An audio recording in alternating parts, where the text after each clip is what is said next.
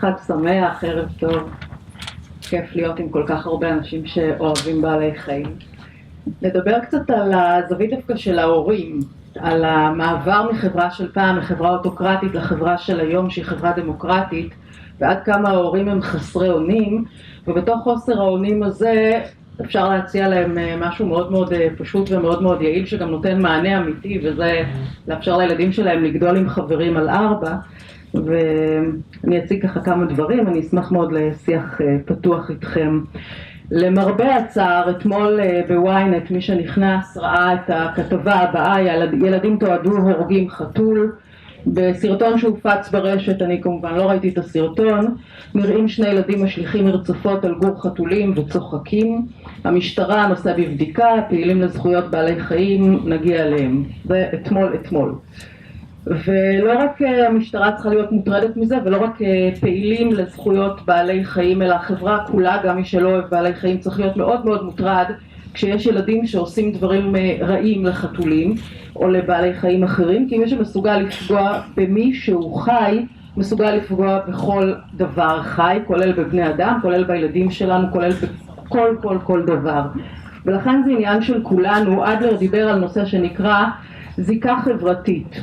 הוא רואה את האדם כחלק מיקום מורכב גדול, והוא אומר שאנחנו בני האדם נחותים מול כוחות הטבע. למרבה הצער אנחנו רואים את זה כל פעם שיש מגפה או צונאמי או רעידת אדמה, עד כמה אנחנו קטנים, וכדי שנוכל לשרוד כל אדם צריך להיות בעל זיקה חברתית גבוהה, כלומר בעל עמדה חיובית כלפי בני האדם, בעלי החיים, הצומח והדומם בעולמנו.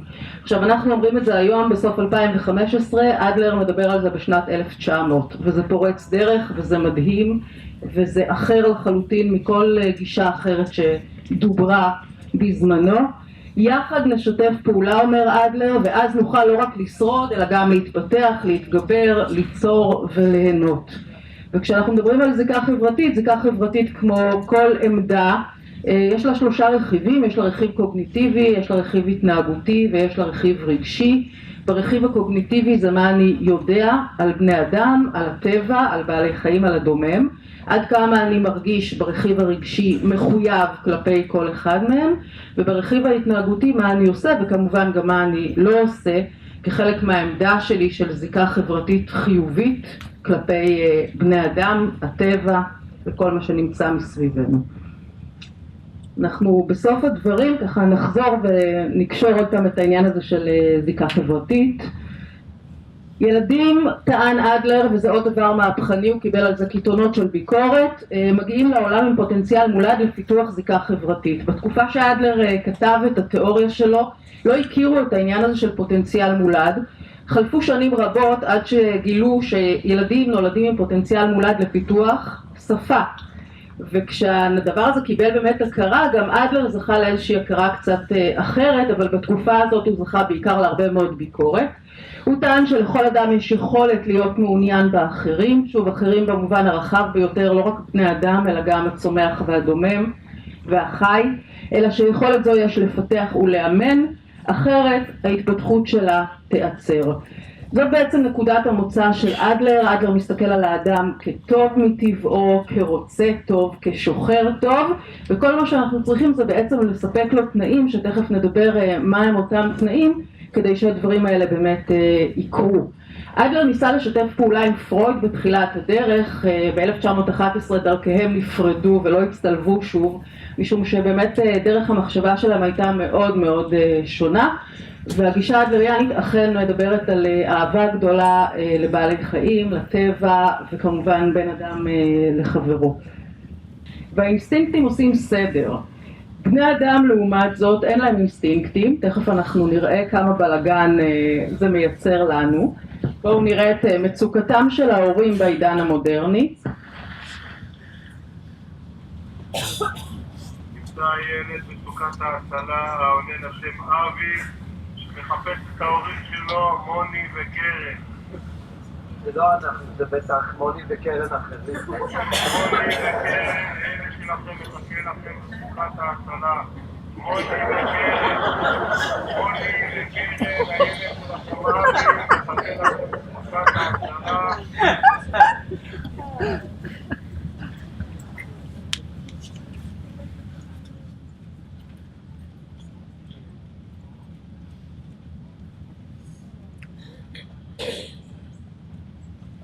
אז בני אדם משוחררים מאינסטינקטים, אז אנחנו יכולות לבחור אם ללדת עם דולה או בלי דולה, במים או לא במים, ועוד הרבה מאוד בחירות אחרות.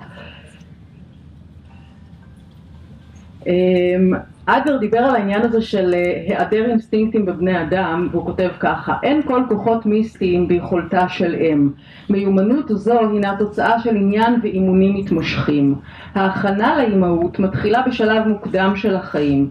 את השלבים הראשונים אפשר לגלות בגישה של ילדה לילדים צעירים ממנה, בעניין שלה בתינוקות ובתפקידה המיועד. שוב, אנחנו מדברים על 1900-1910 שנים שהוא כותב את התיאוריה שלו, והדברים הם מעניינים. אילו היינו צריכים לפתור את בעיותינו, אומר אדלר, לפי סכמה מסוימת או בעזרת רפלקס מותנה, היינו חוזרים ושוגעים ללא הפסק, כי המטלה המוטלת עלינו, בני האדם, בכל פעם היא חדשה והיא שונה. השוני הרב במטלות דורש דרישות חדשות מהאדם, הוא מחייב את האדם לבחון את ההתנהגות שהורגל בה ולנסות דרכים חדשות. ואנחנו כל הזמן חוקרים ומחפשים ומתקדמים ומתפתחים, והפסיכולוגיה לפעמים עוזרת לנו יותר ולפעמים עוזרת לנו פחות. למשל, זה בתוך הספר של עדנה כצנלסון שנקרא דיאלוגים ילדים, מביאה את הדוגמה הזאת של חלון ראווה בחנות בוושינגטון שהיה תלוי בפוסטר ענק עם עצות להורים כפי שהתחלפו במשך השנים. לא חשוב אם זה מדויק או לא מדויק, אבל הלך הרוח הוא נכון. 1910 תפליקו להם, 1920 אל תיתנו להם, 1930 תתעלמו מהם, 1940 תחשבו איתם, אחר כך תאהבו אותם, תבינו אותם, יש להם זכויות. והיום כשאנחנו פותחים קבוצות הורים ושואלים את ההורים 2015 מה הייתם מוסיפים, אתם יכולים לנחש רעיונות? לנו יש זכויות. לא שומעת? לנו יש זכויות. גם לנו יש זכויות, ובדיוק על זה הם מדברים, על העניין הזה של יש גם גבולות וצריך גם לדעת להתחשב. ואני חושבת שהדבר שבהחלט מבלבל הורים מתוך כוונות מאוד מאוד טובות, זה שריבוי הדעות הזה וכל כך הרבה בחירה וכל כך הרבה רעיונות גרים אחד ליד השני. אם תיכנסו היום לצומת ספרים או לסטימצקי תמצאו בעצם את כל הרעיונות האלה ממש גרים אחד ליד השני, ומאוד מאוד קשה לבחור באמת את הדרך. אני בטוחה שכל הורה רוצה את הדרך הנכונה ביותר לגידול ילדיו. מהי אותה דרך? זאת שאלה מצוינת. תינוקות נולדים ואנחנו נשאל מה משפיע בעיקר על ההתפתחות שלהם. שוב, בראשית ימיה של הפסיכולוגיה היו ויכוחים גדולים האם התורשה היא זו שמשפיעה או שמא הסביבה. היום אף אחד לא חושב שזה רק תורשה או רק סביבה, ונשאר ויכוח על עד כמה התורשה היא משמעותית, עד כמה הסביבה היא משמעותית. אדלר אמר דבר מאוד מאוד מעניין. הוא אומר על התורשה אין לנו שליטה. ילד מגיע לעולם, הוא בן או היא בת, יש לו מזג כזה או אחר, הוא פוגש סביבה, אמא, אבא, שתי אמהות, שני אבות, כל ילד והמשפחה שלו, הוא פוגש אחים, הוא פוגש משפחה מורחבת לפעמים, והוא עושה הרבה מאוד בחירות. מכיוון שעל התורשה אין לי שליטה, וגם על הבחירות של הילדים אין לנו שליטה, אדלר שם הרבה מאוד משקל על נושא הסביבה. יש משמעות מאוד מאוד גדולה באיזו סביבה גרים ילדים, גדלים ילדים, איזה מין מודל הורי הם רואים, על בסיס אילו ערכים אנחנו מחנכים אותם ומגדלים אותם. מתוך הדברים האלה אין לנו הבטחה שאם נעשה X הם ייקחו Y, אבל יש לנו בהחלט השפעה מאוד מאוד גדולה. אם תיקחו למשל שני ילדים שההורים שלהם אמרו להם לחזור בשעה 10 בלילה הביתה, כעבור שנים כשאנחנו יושבים בקבוצת הורים ומדברים על הרעיון של כן או לא להגיד לילד באיזה שעה לחזור הביתה, עולה לדיון השאלה הזאת של שעת החזרה, להגביל או לא להגביל. ואז הורה אחד יכול לבוא ולהגיד, אני הייתי צריך לחזור ב10 בלילה הביתה, זה משום שאני הייתי עבור ההורים שלי היהלום שבכתר, הם לא הסכימו שאני אסתובב ברחובות. וילד אחר אומר, אני הייתי לחזור ב10 בלילה הביתה וחרבו לי את הילדות.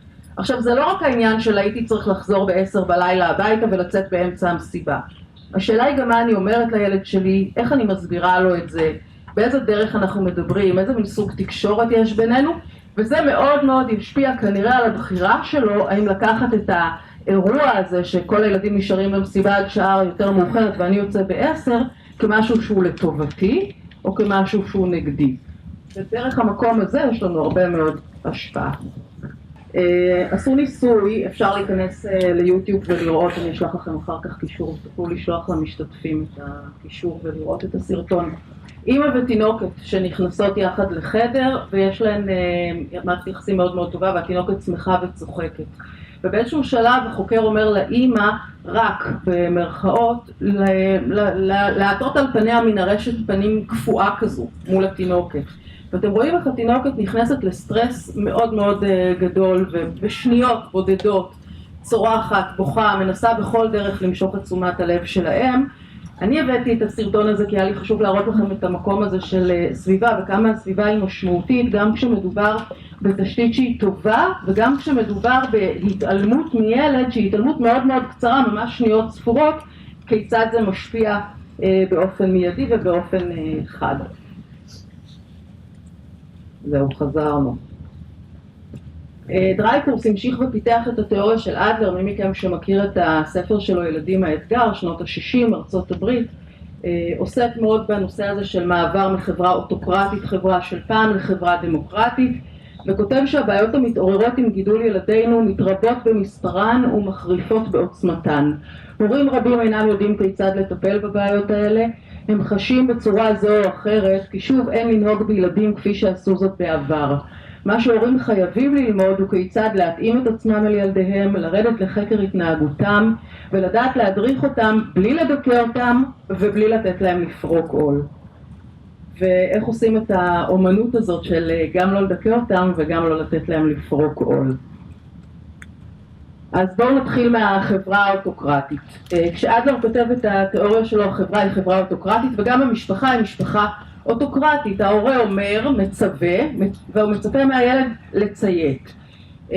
גם החברה מסביב, לא רק המשפחה, היא חברה אוטוקרטית, ולכן המשפחה מאוד מאוד מתאימה לחברה האוטוקרטית. אדלר אומר שברגע שהחברה מתחילה לפתח נטיות דמוקרטיות, התא המשפחתי האוטוקרטי הזה לא יוכל לעמוד במבחן המציאות, משום שלא תהיה הלימה בין התא המשפחתי לבין מה שמתרחש בחוץ, ויצטרך להיות שינוי. מה שאפיין את המשפחה האוטוקרטית הוא תקשורת שאנחנו מכנים אותה תקשורת אל. עומד פה מבוגר, מדבר אל הילד, לך לחדר, זוז, תכין שיעורים, פה, כך, תאכל, תתרחץ וכולי. הרבה מאוד משפחות, גם היום, הרבה מאוד משפחות שאנחנו פוגשים, מתנהלות בדרך שהיא מאוד מאוד אוטוקרטית. ילדים כמובן מתמרדים מול הדבר הזה. חשוב לי רק לציין, הרבה הורים מנסים את כל הנושא האוטוקרטי הזה שהם מנהיגים בביתם לעטוף בכל מיני עטיפות צבעוניות ויפות, כמו למשל, כשאני הייתי ילד, לך לחדר שלך נראה ככה, והיום לך לחדר שלך נראה ככה. אז לא להתבלבל בבקשה, לך לחדר שלך זה עונש מאוד מאוד מאוד חמור, כי אם התחלנו ואמרנו שהאדם הוא יצור חברתי והדבר שהכי משנה לו, משמעותי לו בחיים, זה להיות חלק מהחברה, אז העונש של הדרה, לך לחדר שלך, אתה לא רצוי פה, זוז מפה, הוא עונש מאוד מאוד מאוד חמור. אגב, לשלוח ילד לחדר זה עונש במיוחד חמור, כי החדר שלך זה גם אמור להיות המקום שבו אתה נפרד מאמא ואבא בלילה, ואתה הולך לישון, ואתה נמצא שם לבד, ואתה נמצא שם בחושך. זה צריך להיות המקום שמקושר למקום הבטוח ביותר, המענג ביותר, הנעים ביותר, בוודאי לא למקום שיש לו איזשהו קשר לעונש ולחוויה של הדרה. ובמעבר מחברה אוטוקרטית לחברה דמוקרטית חזה אדלר את הקמתה של המשפחה האנרכית. המשפחה האנרכית, אתם שמים לב שמרוב רצון לשעשע את הילד ולשעשע את עצמנו, כל הגבולות נפרצים. הכוונה של ההורים כמובן הייתה כוונה מאוד מאוד טובה. אם אני גדלתי במשפחה אוטוקרטית ולא היה לי טוב, כי היו שם חוקים וגבולות מאוד מאוד נוקשים, ולא היה חופש לבחור, והייתה תקשורת שההורה מדבר אל הילד, ואני רוצה שלילד שלי יהיה טוב, אז מה עושים? נעשה הפוך. מה זה נעשה הפוך? לא צריך חוקים, לא צריך גבולות, נזרום עם הילד, נשען בסלון, נשען אצלנו במיטה, הכל הולך. מצד אחד נזרום, בלי חוקים ובלי גבולות, ומצד שני נמכור לו את האשליה, וזאת אשליה של בחירה חופשית. אין לנו באמת בחירה חופשית, אף אחד מאיתנו לא בחר אם להיוולד בן או בת, לא בחרנו בכלל אם להיוולד, ויש עוד הרבה מאוד דברים שאנחנו לא בוחרים אותם.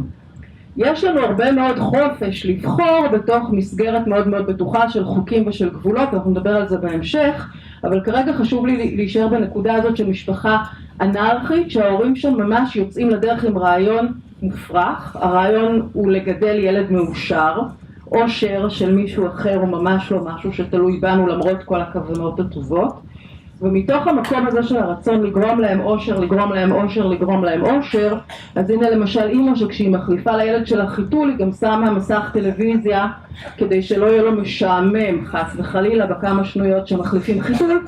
תחשבו על זה שהוא רואה עכשיו מסך במקום לראות את העיניים של אמא ולהיות בקשר עם אדם אחר, והכוונה היא כמובן כוונה טובה.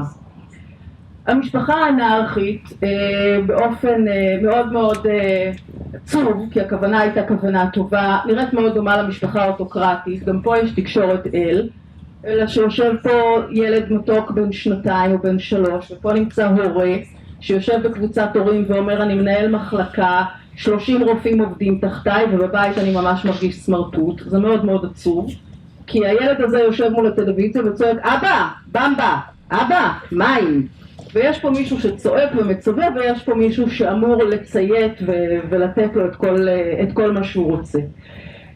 הפרדוקס הוא שהם גם לא גדלים ילדים מאושרים דרך אגב, והילדים במשפחות האנרכיות מסתבר הם הילדים הכי פחות מאושרים. תחשבו על זה.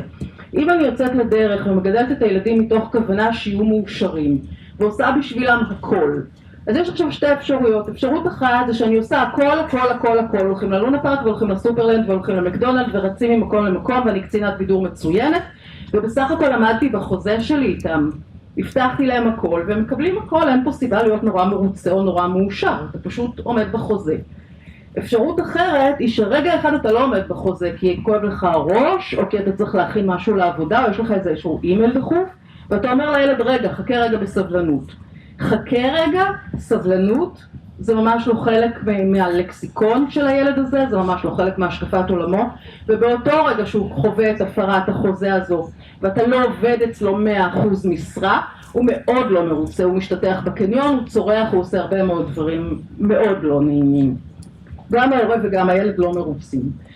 דוגמה מדהימה שנמצאת בספר של חיים עמית, הורים כבני אדם, כשקראתי אותה פעם ראשונה הלכתי חיפשתי בגוגל, אתם מוזמנים גם לעשות את זה, על הורים שרוצים לגרום לילד שלהם להיות נורא נורא מאושר ונורא נורא מיוחד ולאן זה יכול להגיע.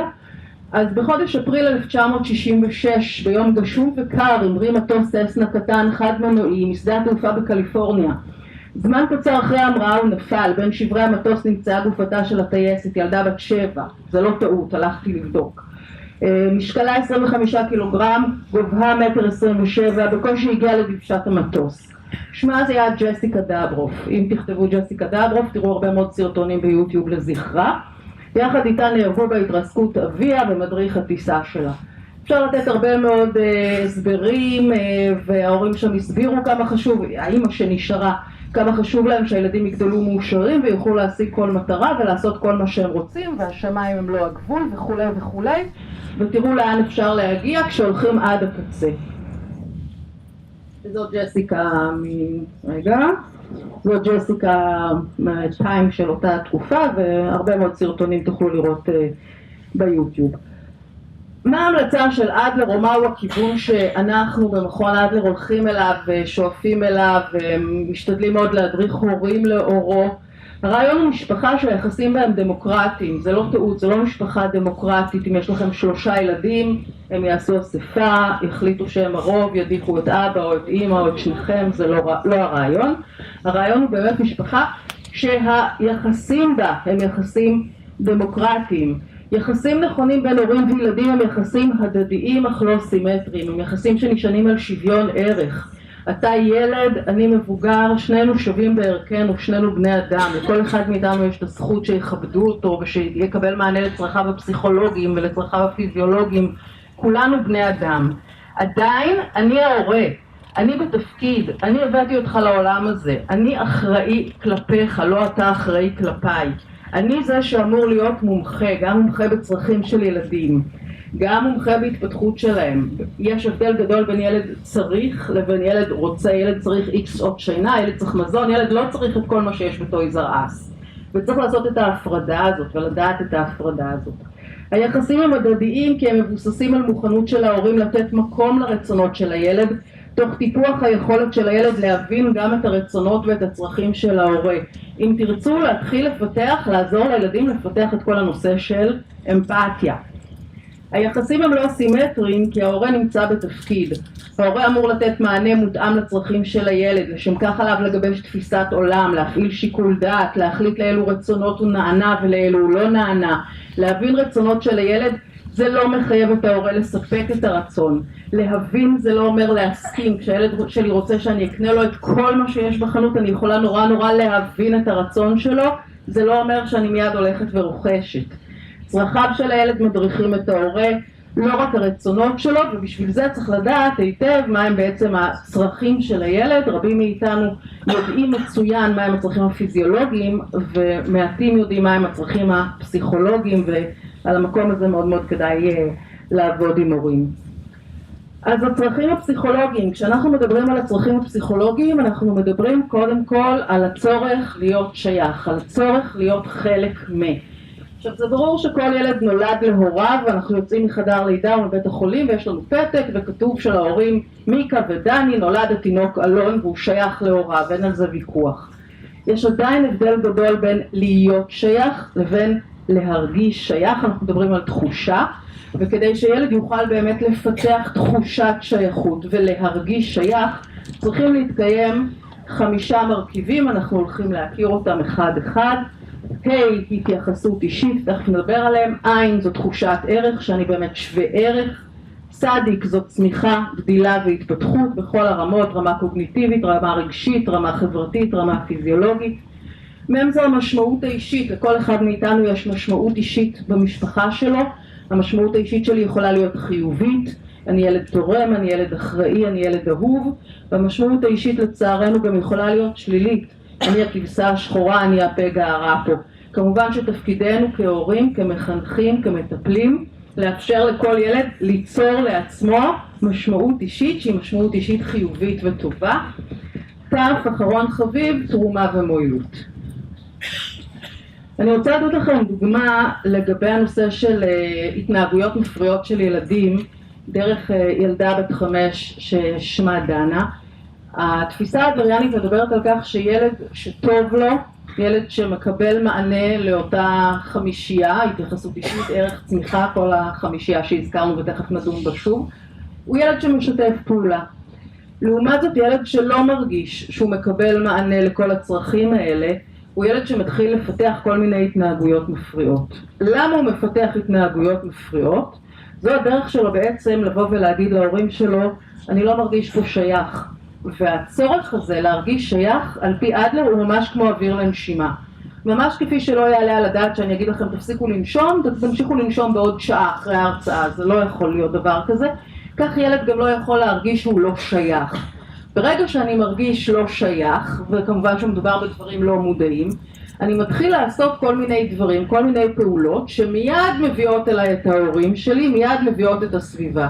אם נחזור רגע ממש לא כהצדקה, אלא כתיאור מציאות לילדים ששורפים חתולים בל"ג בעומר, זורקים עליהם מרצפות לא בל"ג בעומר, תחשבו מה הילדים האלה בעצם אומרים, אנחנו מרגישים מאוד לא שייכים לחברה, ואנחנו עושים פה עכשיו משהו שהוא בעצם צעקה מאוד מאוד מאוד גדולה לעזרה, בואו תראו אותנו, רע לנו, קשה לנו, אנחנו בחוץ. אני ממש לא מצדיקה את ההתנהגות, על זה ברור שאין לנו בכלל לא דיון ולא ויכוח.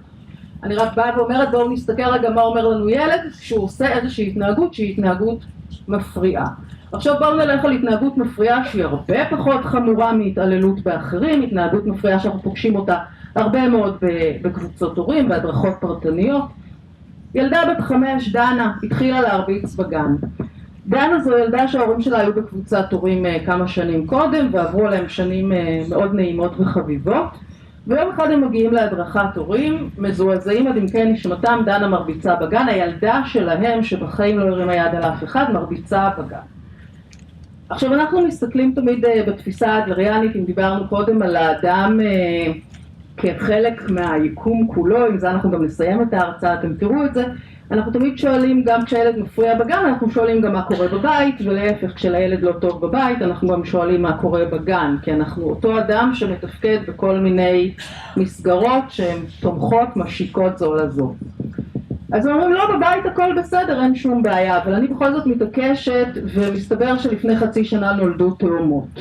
עכשיו, הם לא חושבים שזה הבדל מאוד מאוד גדול, אבל ממשיכים ככה לעשות פה איזושהי חקירה, כן נולדו תאומות, מסתבר שאחת מהן גם הייתה חודשיים בפגייה, סבא וסבתא עברו לגור איתם בבית, וכרגע דנה מרביצה בגן, מסתבר שסבתא לוקחת את דנה כל יום מהגן, אבל בשלושת הימים האחרונים, בגלל שדנה מרביצה בגן, אמא מגיעה לקחת אותה מהגן.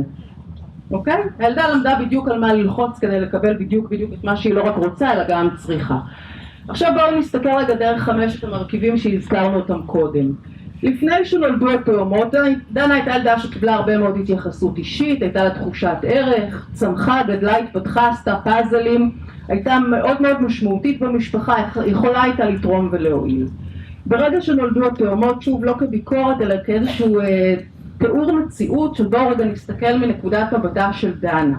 נולדו תאומות, אחת בפגייה, אחת בבית, סבא וסבתא עוברים לגור בבית, כל הבית כמרקחה, באיזשהו שלב התאומה שהייתה בפגייה משתחררת ומגיעה הביתה.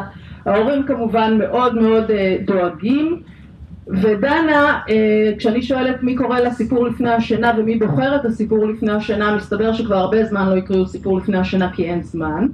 וכשאני שואלת מי בוחר את הבגדים לגן, ודנה הייתה ילדה שבוחר את הבגדים לגן, אין זמן להתעסק בזוטות שכאלה, ולכן מה שנותנים לה היא צריכה ללבוש, ומה בוחרים לארוחת ערב, מה שיש זה מה שאוכלים, ואיפה דנה יכולה לעזור עם התאומות, אז דנה לא יכולה לעזור עם התאומות, כי מה פתאום להתקרב, זה נורא מסוכן, וצריך לשמור וחיידקים ובריאות וכו'. בנקודת המבט של דנה, אחרי שנולדו אחיותיה התאומות, היא מרגישה שהיא לא מקבלת התייחסות אישית, שהיא לא שוות ערך, שהיא לא צומחת, גדלה ומתפתחת, שהיא לא משמעותית ושהיא לא תורמת. במצב הזה היא כאילו בלי אוויר. ואז היא מנסה לעשות כל מיני דברים. עכשיו יכול להיות שהיא עשתה כל מיני דברים לפני שהיא הרביצה בגן. כל ילד יודע בדיוק על איזה נקודה של ההורה ללחוץ, גם אם הוא לא מצליח בניסיון הראשון, אז בשני או בשלישי הוא ימצא. אז בבית אחד אם אתה לא אוכל, כל הבית נכנס לדרמה גדולה מאוד, ובבית אחר אם אתה לא מוכן לצחצח שיניים זה מפעיל מצוין את כולם, ובעוד בית אתה יכול קצת לגמגם וכולם עוברים לדום, אז אתה מאמץ את זה, ועוד הרבה מאוד דרכים. יכול להיות שדנה עשתה כל מיני דברים, וזה לא הביא את תשומת הלב המתבקשת, אבל יום אחד היא דחפה בגן את החברה שלה, הגננת סיפרה לסבתא, סבתא סיפרה לאמא, וכדור השלג התחיל להתגלגל. אמא ואבא באותו ערב הושיבו אותה לשיחה, ואמרו לה שאסור לדחוף ואסור להרביץ וככה לא מתנהגים, ואת יודעת שככה לא מתנהגים, חפרו, ודנה קיבלה המון תשומת לב.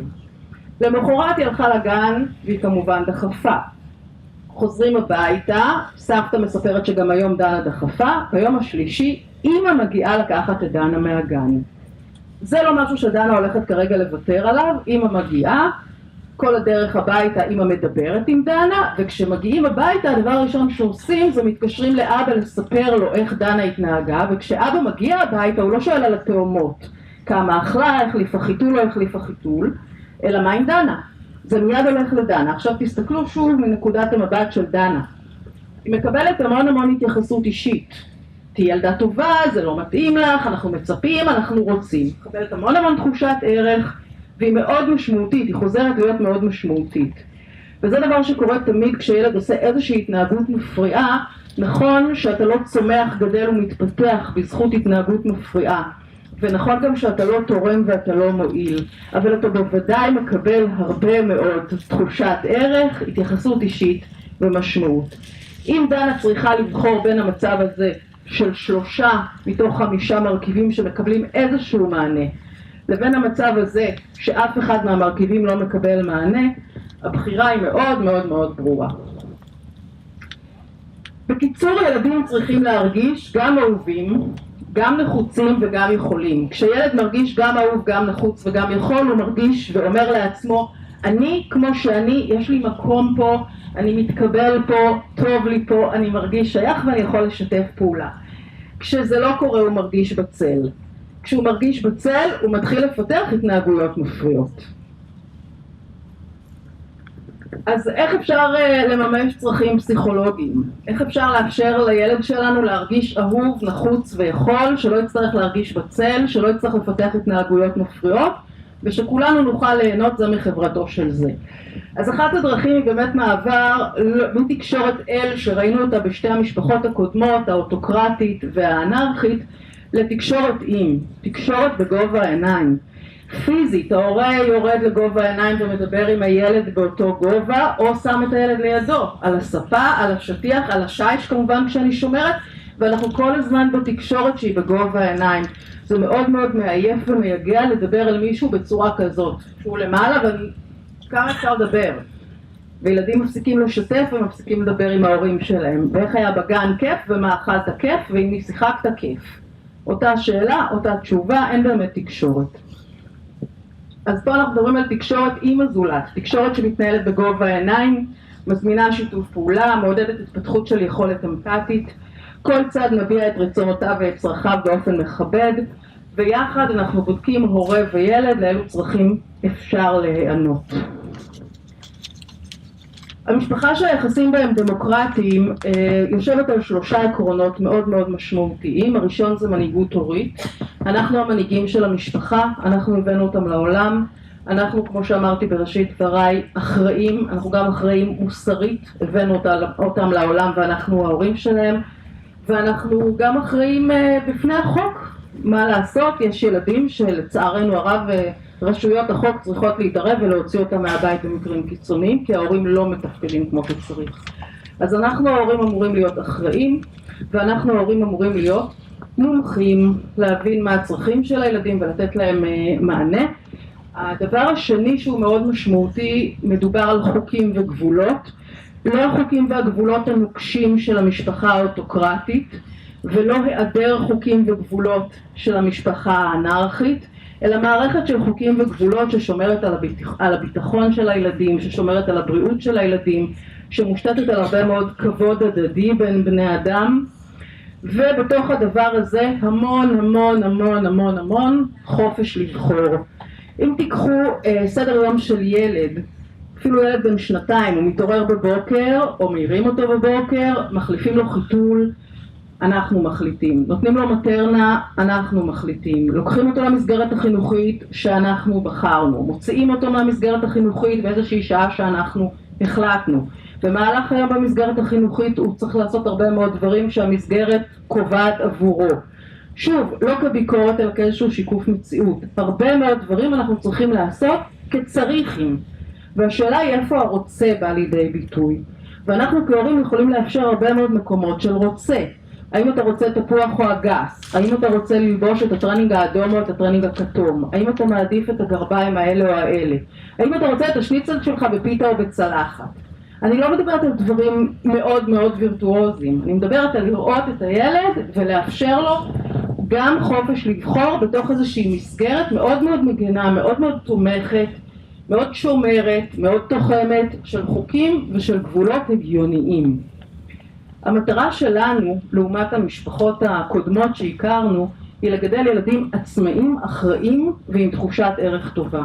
ואז אנחנו יכולים לבדוק סביב כל החלטה שאנחנו עושים, האם היא מקדמת אותנו לקראת החזון הזה, המטרה ההורית הזאת, לגדל ילד שהוא גם עצמאי, גם אחראי וגם עם תחושת ערך טובה. אם נחזור רגע אחורה, במשפחה האוטוקרטית היה חזון מאוד ברור לגדל ילד שהוא צייתן. והיה סט כלים מאוד מאוד גדול שאנחנו לא מקבלים אותו ערכית, אבל סט הכלים היה קיים. להעניש אותו, לצעוק עליו, לאיים עליו, להפחיד אותו, הרבה מאוד כלים יעילים שמאפשרים לגדל ילדים צייתנים. המשפחה האנרכית באה עם הרעיון לגדל ילד מאושר, שם יש בעיה גדולה אחרת, כי אין לנו כלים לגרום למישהו אושר. והמשפחה שאנחנו שואפים אליה, משפחה שיש בה הרבה מאוד כלים ויש בה חזון מאוד מסודר. עכשיו אנחנו יכולים להתחיל לבדוק כל החלטה שלנו וכל רעיון שאנחנו שוקלים אותו, כמו למשל האם נצרף למשפחה חבר על 4, דרך השאלה האם זה מקדם אותי לקראת החזון ההורי שלי לגדל ילד שהוא עצמאי, אחראי ועם תחושת ערך טובה. ביחסי הגומלין המשמעותיים בחיים שלנו אנחנו מתנהלים באחת משלוש אפשרויות. בחלק מהמקומות אנחנו הסמכות. אני המורה, יש לי תלמידים. אני המפקד בצבא, יש לי פקודים.